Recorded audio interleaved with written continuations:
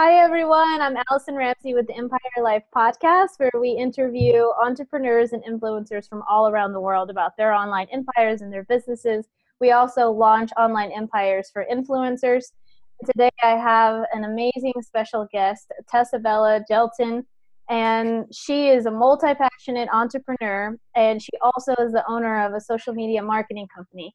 And I'll hand it over to her to intro herself a little bit more. Yes, hello. Thank you so much for having me. I'm excited to be here.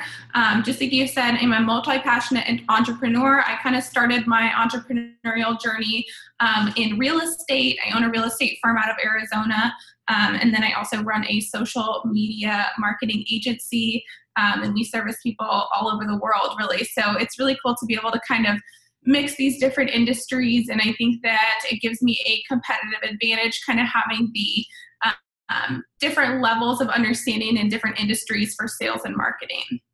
That's very true. Yeah, because you need to do a lot of those with real estate as well, like cold calling or calling people, following up them, having amazing, stellar customer service. I'm sure you learned so much through that. Absolutely. That was one of the biggest things that you take away from being in that industry. And it's really replicatable, all that kind of stuff is easily you can easily transfer that to any sort of industry, but I don't think that a lot of people kind of make that connection initially about the different connection there. That's so true. I want to dive right in and ask you the super juicy question, Tessa, and you were saying that you're writing a blog post about this too. So it's so in synchronicity with me wanting to ask you this, is what do you feel like it takes to be a successful entrepreneur? Absolutely. I think that is a great question. I was just writing about it yesterday, so it couldn't be more of a perfect time to talk about it. But for me, I think that two of the main elements that it takes to really be a successful entrepreneur is grit and desire. And the way that I kind of break those down mentally is grit comes from a lot of different things. It's obviously the ability to put your nose to the grindstone and keep working hard even when things aren't delivering right away. But it's also having the grit to push yourself internally, because the one thing that you'll learn very quickly as an entrepreneur is that it is quite the self-made journey. There's a lot that goes into the mental development and self-development that goes behind being a successful entrepreneur. And I think if you don't have that kind of work ethic and grit to put your nose down and really keep working even when the going gets tough, that's huge. And then desire is obviously you have to have that vision that some people might not see. I mean, you look at some of the greats of the world, Jeff Bezos, who came up with Amazon. I mean, I doubt that his friends back in the day, if he had any, honestly, thought he was that cool for coming up with this idea right off the bat. A lot of people don't initially understand your vision. And so to have that desire and that kind of passion lit inside you really has to be there in order to keep propelling you even when people doubt you or they don't understand what you're doing. So for me, those are the two absolute must-haves in order to be a successful entrepreneur. That was answered so eloquently. Thank you so much. I loved it. I loved it. I want to touch on, I know we didn't talk about this off air, but you brought it up with Jeff Bezos having really good friends, and that sometimes we feel like, well, entrepreneurs, influencers, we tend to be workaholics, overachievers in a lot of areas of our life. And it's true, the relationships do somewhat fall to the wayside because we're like, I got to put my nose down. Like you said, I have all this grit, I have this inner fire, and I have to get this done. And a lot of times we also tend to have our day kind of planned out. Like, I'm going to go to the gym because I know that's going to help me be more efficient and productive. I'm going to spend time, with my dog. We both have lovely dogs, like similar breeds, how do you keep your relationships in the forefront? How do you maintain those and continue to nurture them when you do have all that inner fire? I think it's really important to understand the depth of each relationship you have. Just like everything in life, there's no cookie cutter thing that you can really replicate across all different sorts of relationships.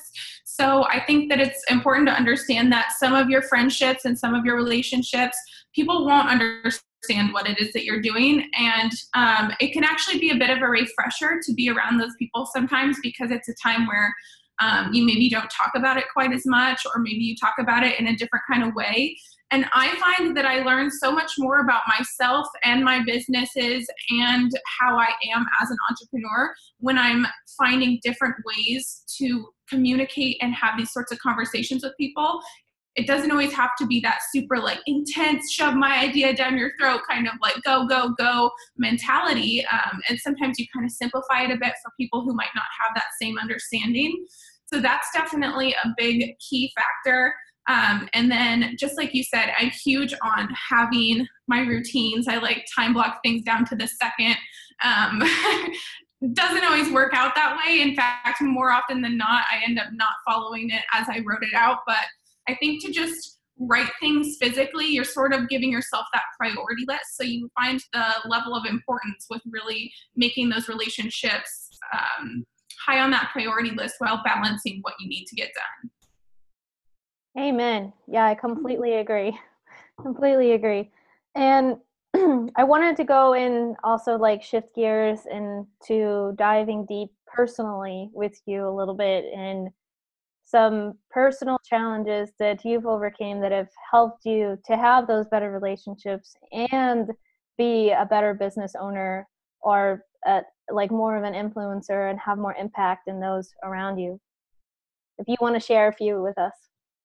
Yeah, absolutely. I mean, a big one, just as we were kind of just speaking on earlier, is the understanding of appreciating and acknowledging everybody's sort of different personality traits and how that can serve you in your business, even if it's not how you imagined things. So I tend to be a very type A person. I like to plan things out. I like to control things, all these sorts of things. And I think if you're able to rein that in and really channel it in a positive way, any sort of personality traits can be a beneficial thing. So you just have to recognize that within your team and within your customers and your clients and the people, your vendors, whoever you're working with, and just sort of understand how to tweak those. And that's definitely been a big challenge of mine to overcome, especially being younger than a lot of the people I end up working with. There's already sort of that preconceived doubt, if you will, or being a young entrepreneur with a very intense personality, there can be a lot of prejudgment that goes on. And so just to kind of push that to the wayside and overcome and really learn to pivot and use everybody else's natural talents and abilities to the absolute maximum has been key in overcoming like the want and need to control everything. Cool. I love that. Like you said, I have a very intense personality too, so I understand completely. And do you find with your intensity, do you find having more self-awareness around that intensity helps you to better communicate with others? Oh my gosh. I'm like hyper aware of it because I'm just always in everything I do, whether it's business related or just in my personal life or just out and about, I'm always hyper aware of how I'm acting, what I'm doing, and how it can affect other people. Not necessarily in like a self-conscious way, but I just try and be very courteous of what other people may think or feel in the way that I present myself, because I know that sometimes my passion and excitement around what I'm doing can come off a different way to different people. So trying to be really aware of how that's perceived is definitely an ongoing challenge, but something I'm very aware of. Yeah.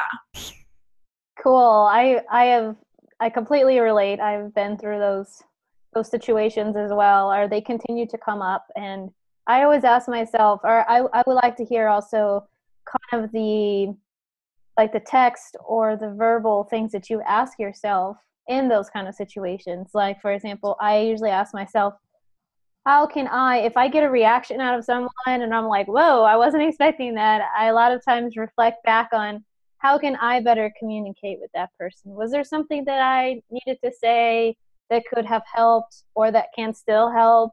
And I can go back and communicate with them. And then I always try to act on that.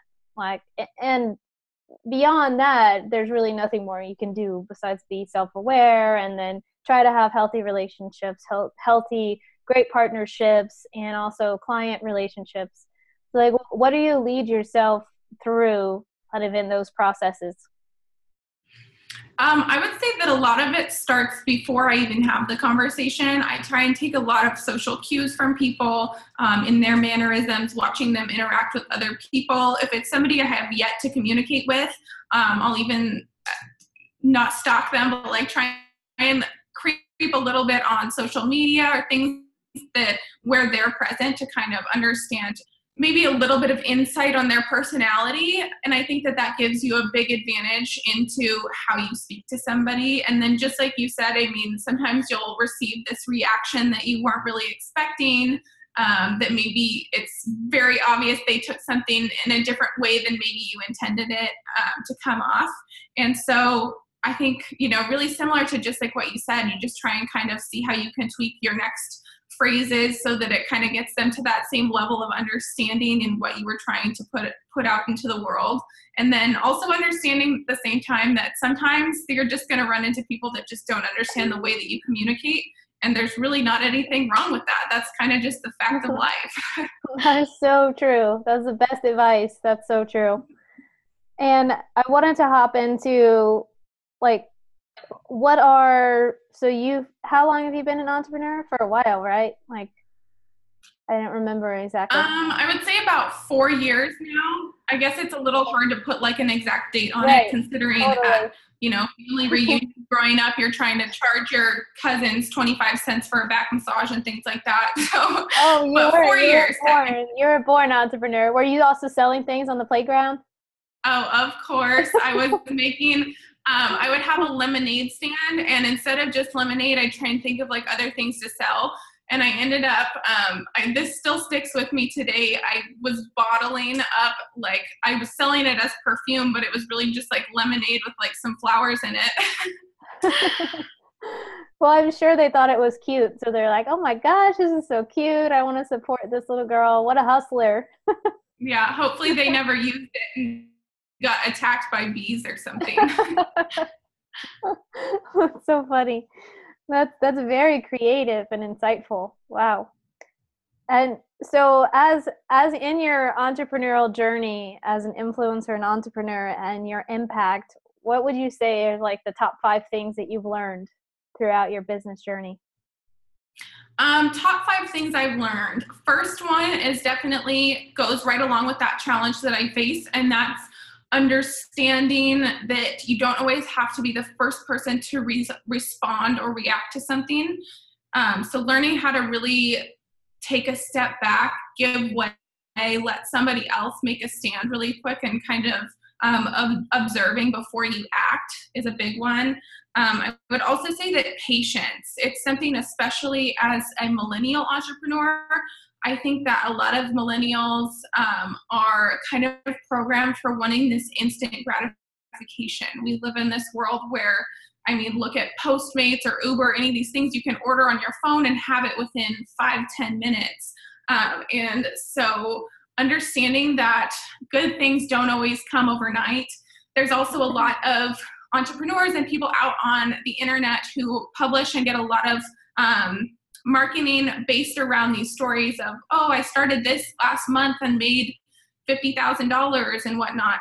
But what I think people fail to take a look at is how hard that person was likely working on things prior to that. Though they may have just launched that program this month and made that much money, that doesn't mean that they weren't building a lot of blocks that led them up to that over the past couple years.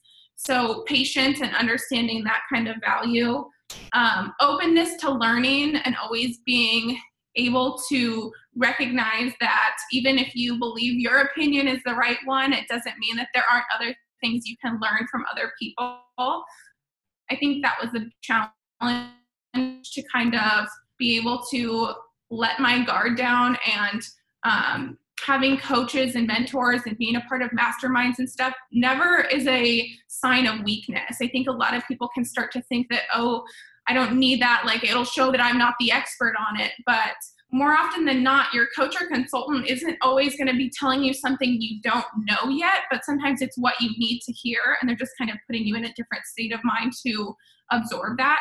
So openness to learning, and I'm trying to think of a couple others. Not everyone is going to have your best interest at heart or the same sort of passion that you do for others.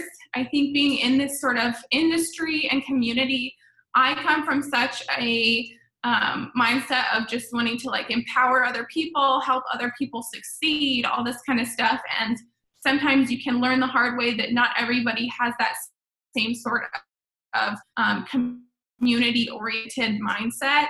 And so you do have to be slightly guarded in some sense of the word.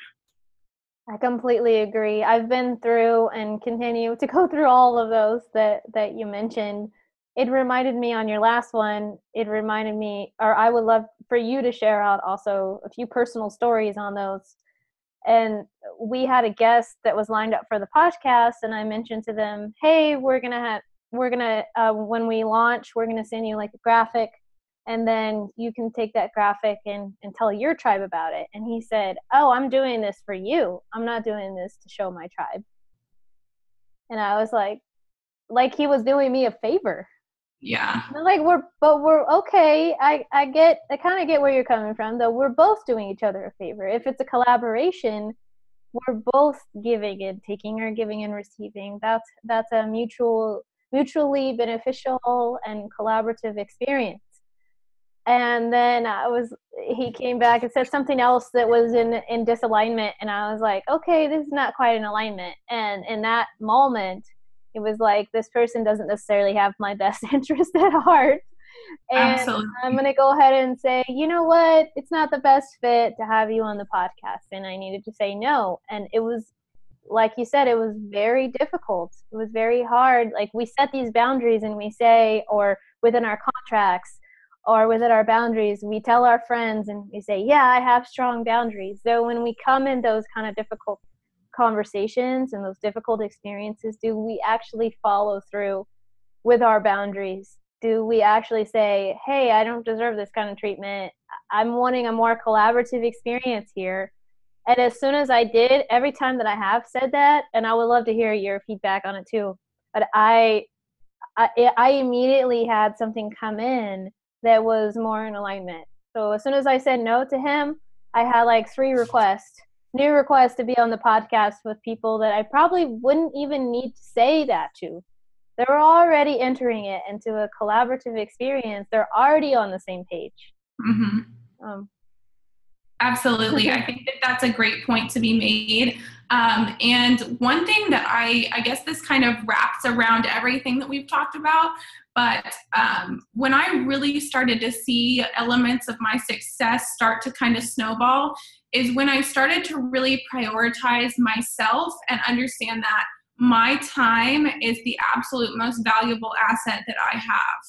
I think that in order to really be a prideful business owner and just a well-rounded person, you have to respect yourself more than anybody ever will or ever can. You have to really fall in love with helping yourself first, and not in a selfish way, but just understanding that if something is not serving you, it might not mean that it won't ever down the road, but right now, if it's not the right thing, like, you just have to be really in tune with your gut and your intuition and understanding that you're on this journey, and though it may feel lonely and like there isn't much guidance sometimes, if you just take a minute to really get in touch with yourself and your mission and what you're trying to achieve, I think that you are always guided to what you are supposed to be doing and where you're supposed to be putting your energy.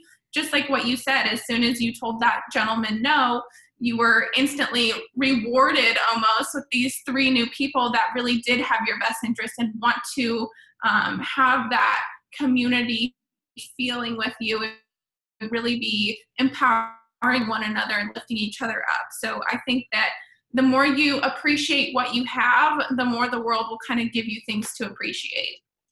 That's so true. Have you ever ran into, this is a little personal question, but have you ever ran into where you needed to act within your boundaries within a client contract? And if you want to share a story about that, like, you needed to either say, this is the contract and this is what we've agreed on, and you can stay, almost like a parent in a way. Like, you can stay, this is what we have agreed on, or this is what will happen. Like, have you ever been in that kind of situation, and kind of how did you handle that in following through? Absolutely, I've been in that kind of situation. I think that there are things that you can work on continually to try and avoid being in those situations. I definitely try and be as transparent as possible with everything, and I set that expectation ahead of time. Like, before we even agree upon a contract, it's always that I'm a very transparent person. If either of us are feeling like something's not working the way that it should be working, I'm not going to kind of wait until it gets to that escalated state. I'm going to tell you right away and we can handle it. But I definitely do experience times. One of the biggest things that I struggle with sometimes with clients or within a like contractual issue is communication and like common respect of time. It's understanding that I can do these things for you. I'm here to help you, but in order to get them done, I need you to communicate with me accurately so that I am able to perform for you and give you kind of the results that were agreed on here. So I always handle it by, just like I said, diving first into communication. I pride myself on having a really high level of communication. Most people will probably even think it's over communication, but I'd rather be at that state than leaving people curious. Oh, is this happening? Is this not happening? I don't know where we're at, things like that. So true. And so with the clear communication, that's been really successful for you, and Absolutely, following yeah. up with them. Okay. And if you were to have the experience where you have done all the communication and they didn't deliver what you had asked them, how will you handle that kind of situation? It's important to put your foot down, just like you said, and being Okay. able to understand that there's a reason that you're not working with them, and the reason it's not working out is, something is telling you that that's not going to serve you well in the long run. So definitely cut the cord, if you will, and don't be exhausting yourself on something that isn't serving you in the way that it should be. That is amazing. And that's really coming from an abundant frame of mind, because I feel like, especially in the beginning, a lot of entrepreneurs and influencers, they get into the path of, well, I need to pay all my bills. I really need this income coming in. Oh, I can't let this go. And then at the end, or maybe a year later, they realize that they were kind of screwed over by that Mm-hmm. one situation. And they're like, wait, I kind of let that person take advantage of me, or I let them control my time or my schedule, as you were saying. I was too available. Mm-hmm. So, as you guys are listening to this, take this to heart and prevent these kind of situations from happening, because a lot of us, especially at the beginning, have gone through those experiences where we look back and said, oh my gosh, I was taken advantage of a little bit, or not. I didn't, like, even in our contracts, we have the actual hours that we are available to talk. And I have to remind myself, okay, even if I get an email, I'm not going to answer this because this is actually in the contract. So a lot of times it does come back to me. Am I going to follow through with what I said that we're going to do and what I said our boundaries are? What is your opinion about that? I think that's a great point. I think that the more leniency you allow, the less of kind of a foot you have to stand on when you do need to stand up for yourself. Because just like you said, I mean, you put these hours in your contract for a reason. If you're to be too flexible with that, then people start to kind of wonder. I mean, it's just simple human nature. As soon as you get away with something, you're kind of wondering, well, oh, what else could I kind of get away with? Obviously not in such a negative sense, but it's sort of like a subconscious thing that begins to happen, is thinking about you're now kind of eliminating some of these rules that were initially put in place. It kind of, again, comes full circle with my start in real estate. That's a big thing in real estate. A lot of people face, just like you mentioned, When you're at the beginning, you really don't want to turn anybody down because you're thinking, oh, I got the bills to pay. I need to do this kind of stuff. But real estate is one where you definitely face a lot of people that are not respectful of your time and your profession. And so it's always important to really put those boundaries in place. And I always find that once I finally do stand up for myself and kind of say something about it, the respect is more often than not, it's there. You know, if you bring it to light and you start talking about it and you make someone aware of how they're treating you, I think that it's sort of a wake-up call for people. It can be really scary to do or to say, Yes. or to kind of call somebody out, if you will, but I think it's super important to do and have that inner strength. I completely agree. I vacillate. I think that's the right word. Like sometimes go between emotions. And so if you were in this kind of situation and you needed to send this professional email and you're sitting in front of the computer and you're like, oh my God, what am I going to say? This is so hard. This is so hard, because it's so hard to have those kind of conversations when something is not quite working out as you expected it was going to work out, or someone reacted in a way that you had no idea they were going to react like that. And you need, like you said, to put your foot down or be within your personal boundaries, fall in love with yourself again, fall in love with your, I feel like that's also part of falling in love with your business again, which we'll talk about in a minute.